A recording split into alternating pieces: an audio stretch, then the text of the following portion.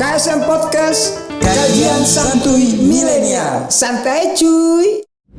Assalamualaikum warahmatullahi wabarakatuh. Selamat datang kembali di channel YouTube KSM Podcast, kajian santuy milenial. Kembali lagi bersama saya Husain Alatas, dan di sini sudah seperti biasa Ami tercinta kita, Ami Farouk. Apa kabar Ami Farouk? Alhamdulillah. Saya juga sehat. Alhamdulillah sehat Ami Farouk. Ami Farouk, tadi kan kita udah bahas terkait konten ini ya, pornografi yang ada berita payudara. Nah, sekarang kita mau bahas lagi lain lagi Ami Farouk. Ini cukup luar biasa, agak mencenangkan dan agak menggoyangkan akal pikiran juga Farouk ya. Jadi ada kasus Kenneth Pinyan, mungkin Ami Farouk pernah dengar kan? Tahun 2005, di mana Kenneth Pinyan ini seorang engineer boy, artinya orang pintar. Ini bukan orang sembarangan, yang meninggal karena melakukan hubungan seksual dengan kuda. Kebetulan Kenneth Pinyan ini laki-laki ya, yeah. Jadi dia terjadi pendarahan pada dirinya karena dia melakukan hubungan seksual melewat analnya Kenneth Pinyan ya. Lalu kudanya kebetulan lagi nafsunya lagi naik-naiknya, akhirnya dihantam lah itu, blebes rasanya, meninggal, di rumah sakit meninggal. Nah, ini kan terkait hubungan seksual lagi kita bahas pornografi, karena emang pornografi ini luas sekali dan cukup penting juga ya, karena melihat anak muda banyak di luar sana yang masih terjebak dari kasus pornografi. Ini sebenarnya yang melandasi kasus Kenneth Pinyan ini apa sih? Yang terjadi ini apa gitu kan?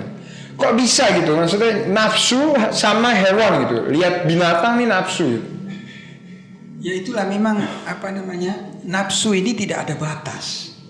Sampai segitu ya? Ya, tidak ada batas. Jadi sudah merasakan manusia berpetualang, coba-coba sih dengan kuda misalkan. Hewan ya. Dengan hewan, bisa anjing, bisa ayam. Sama tencorong gimana kecil? Gimana? Kalau sama tencorong tuh belalang kan bingung juga itu kalau nafsunya sama belalang. Kalau belalang mungkin belum terjadi. Terjadi. Tapi kalau sama kambing sudah, sama kambing ayam ada, sama kuda, sama anjing itu sering terjadi. Terutama di negara barat ya. Negara barat itu banyak sering terjadi. Itu apa yang membuat mereka mau melakukan itu tadi memang manusia ini makhluk aneh.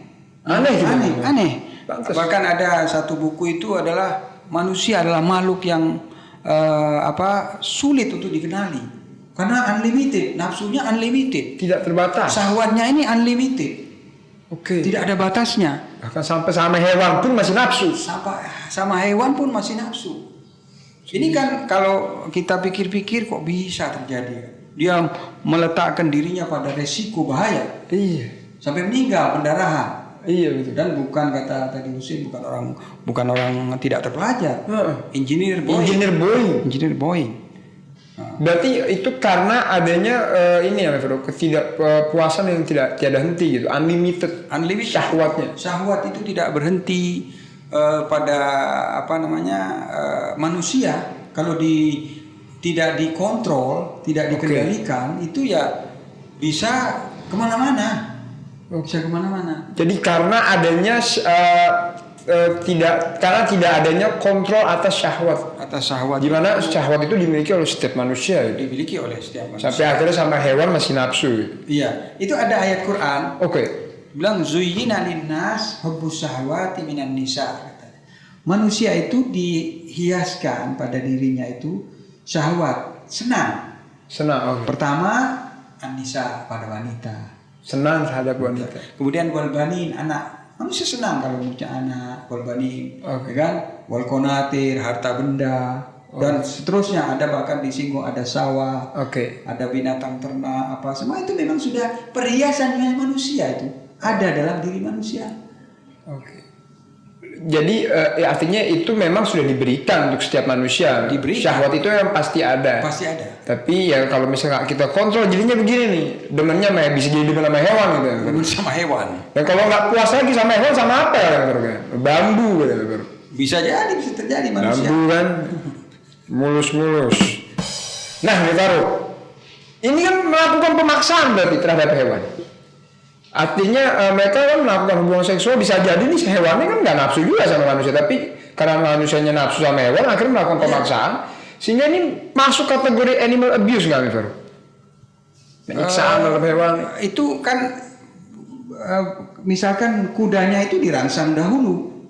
Itu ada pemaksaan misalnya. Dirangsang sehingga muncul hasrat juga kan. Iya. Atau anjingnya dirangsang dulu. Iya. Jadi, akhirnya terangsang juga si binatang. Akhirnya terjadilah sama-sama hasrat. Oh, dipancing dulu. Dibikin satu frekuensi ini. Iya. Jadi, berarti ini masuk animal abuse nggak, Fer? Banyak yang memprotes. Ada di Denmark itu council ya seperti dewan itu yang mengawasi soal etika terhadap binatang. Itu kita itu harus beradab, bersopan santun kepada binatang.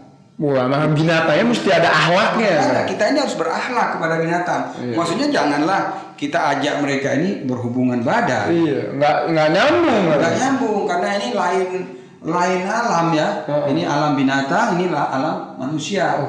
Memang sama-sama punya syahwat kan. Tapi ini ada temboknya.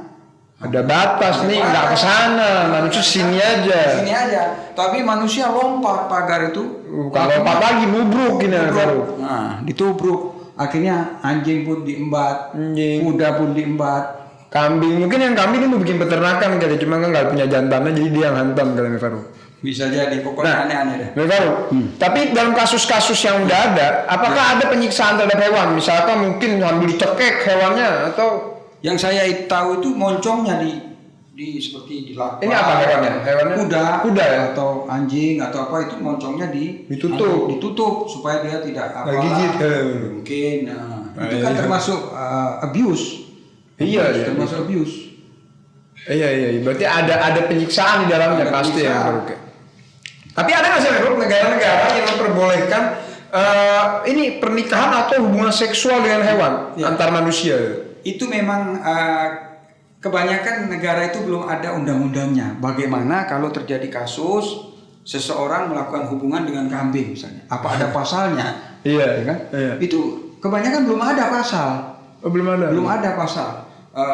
Entah Indonesia apakah sudah ada pasalnya di parlemen misalnya apabila ada seorang lelaki mensetujui kambingnya tetangganya misalkan. Kambing tetangganya. Ini mah kambing sendiri kayak gitu. Apakah bisa masuk penjara apa tidak? Iya. Nah, nanti kita bisa cek. Nah, tapi kebanyakan itu belum ada undang-undang itu. Tapi ada juga negara yang sudah melegalkan. Melegalkan maksudnya kalau terjadi melegalkan boleh. Seperti misalkan di tahun 2000 sekian lah. 2010 itu media massa dunia itu meliput ya, mengekspos adanya seorang pemuda Australia yang masih usia 20 tahun menikah dengan anjing. Menikah sama anjingnya? Dan itu anjingnya memakai gaun pengantin perempuan dan dia juga memakai gaun pengantin lelaki. Itu resmi, nikahnya resmi. Dan itu ada buku nikahnya. Ada buku pengantin lelaki namanya ini, pengantin perempuan anjing namanya ini. Itu KUA-nya gimana kalau maksudnya bingung juga ya menikahkannya? Ya itu saya kurang tahu pastinya, tapi yang jelas ada foto-fotonya bisa di-search di Google. Baik. Jadi kejadian ini terjadi pada tahun 2010. Kemudian ada juga terjadi 2017.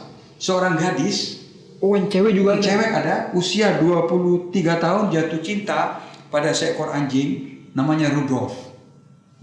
Itu setengah mati, cewek ini cinta sama Rudolf itu sehingga menikah secara resmi. Ini cowok-cowoknya di daerahnya pada jelek-jelek atau gimana pemilihnya anjing apa gimana kan? Ini pelecehan terhadap kaum pria sebenarnya. Sampai anjing yang dipilih. Apakah nggak ada lagi pria yang cakep? Itu loh maksudnya. Di sini kan masih ada satu kan.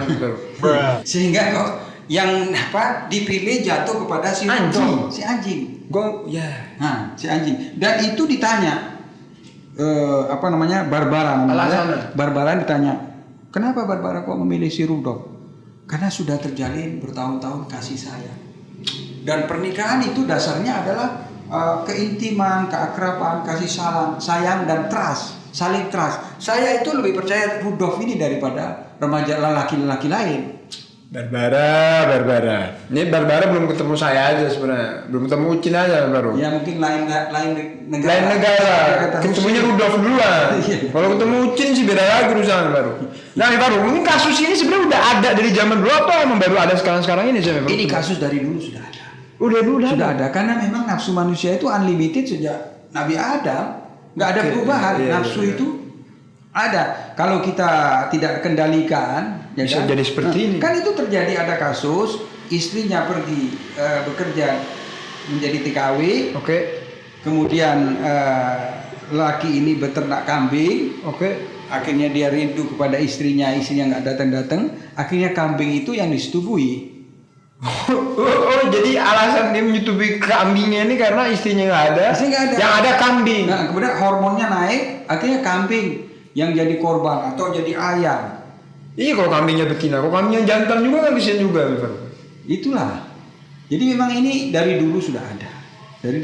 Nah, Farouk, pandangan Islam sendiri, Farouk, terhadap hubungan seksual atau menikah dengan hewan ini kayak gimana, Farouk? Ya jelas agama samawi, bukan hanya Islam, itu melarang. Bahkan bukan hanya Islam. Saya pernah baca fikih itu. Mungkin bisa nanti dicek ya. Itu kalau ada seorang manusia bersetubuh dengan hewan, kambing misalnya, misalnya kambing itu halal untuk dimakan, jadi sate itu. Setelah disetubui, itu jadi haram kambing. Jadi haram? Jadi haram. Nggak bisa dimakan? Atau ayam, nggak bisa lagi dimakan. Karena sudah disetubui sama manusia. Jadi najis mungkin. Jadi najis atau apa? Saya kurang tahu pastinya. Tapi yang jelas ada fikihnya di situ. Ada hukumnya. Ada hukum bahwa itu tidak diperbolehkan. Nah, Uci pernah dengar juga nih Farouk, terakhir nih Farouk. Bener nggak sih Farouk bahwa di negara-negara tertentu itu ada sampai karena diperbolehkan berhubungan seksual dengan hewan, itu ada penyewaan hewan gitu, benar? Ya, jadi ada turisme seksual. Untuk hewan. Dipariwisakan ini. Jadi menjadi industri sudah. Industri itu di Denmark, barusan itu Denmark malah sudah mengesahkan undang-undang yang melarang karena sudah kewalahan.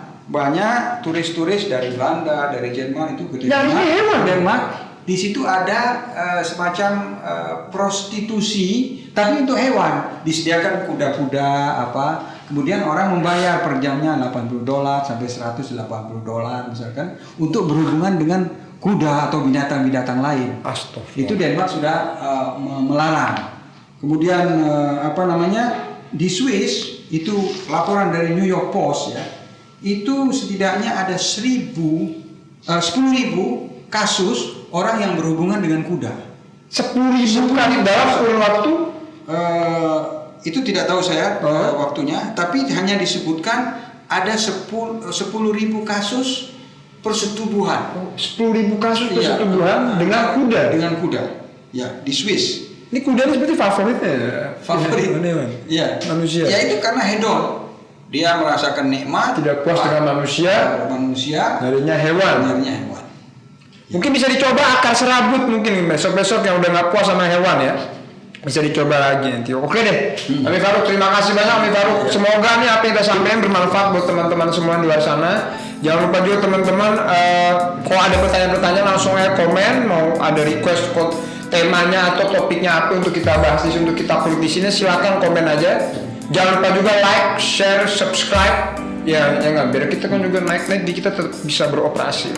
Kurang lebih itu dulu dari KSM Podcast, kajian santuy milenial. Terima kasih Ami Farouk ilmunya. Semoga kita ketemu di konten berikutnya. Terima kasih kawan-kawan semua. Wassalamualaikum warahmatullahi wabarakatuh. KSM Podcast, kajian santuy milenial. Santai cuy.